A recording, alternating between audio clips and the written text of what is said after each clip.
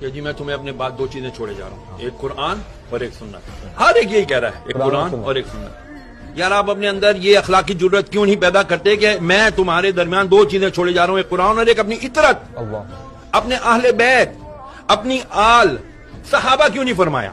میں تمہارے درمیان صحابہ چھوڑے جا رہا ہوں۔ صحابہ کے لیے یہ بھی حدیث ہے نا کہ میرے کسی بھی صحابی کو مفہوم عرض کرتا ہوں کہ تم میرے کسی بھی صحابی کی اقتداء کرو گے تو ہدایت پا جاؤ گے۔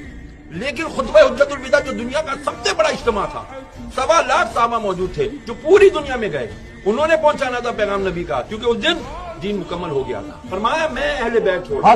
کیوں؟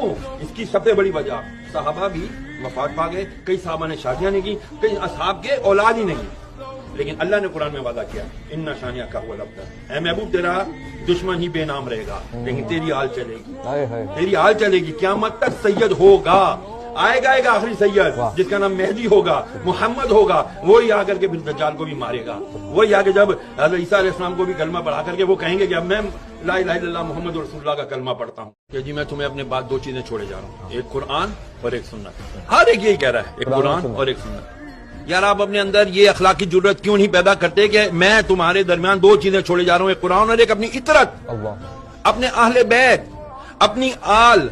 صحابہ کیوں نہیں فرمایا؟ میں تمہارے درمیان صحابہ چھوڑے جا رہا ہوں۔ صحابہ کے لیے یہ بھی حدیث ہے نا کہ میرے کسی بھی صحابی کو مفہوم عرض کرتا ہوں کہ تم میرے کسی بھی صحابی کی اقتداء کرو گے تو ہدایت پا جاؤ گے۔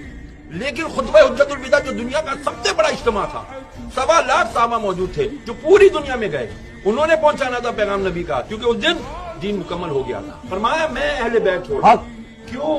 اس کی سب سے بڑی وجہ، صحابہ بھی وفات پا گئے، کئی صحابہ نے شادیاں نہیں کی، کئی اصحاب کے اولاد ہی نہیں، لیکن اللہ نے قرآن میں وعدہ کیا ان شانیہ کا هو الابتر، اے محبوب تیرا دشمن ہی بے نام رہے گا لیکن تیری آل چلے گی، تیری آل چلے گی، قیامت تک سید ہوگا، آئے گا آخری سید جس کا نام مہدی ہوگا، محمد ہوگا، وہی آ کر کے پھر دجال کو بھی مارے گا، وہی آ کے جب حضرت عیسیٰ علیہ السلام کو بھی کلمہ پڑھا کر کے وہ کہیں گے کہ اب میں لا الہ الا اللہ محمد رسول اللہ کا کلمہ پڑھتا ہوں۔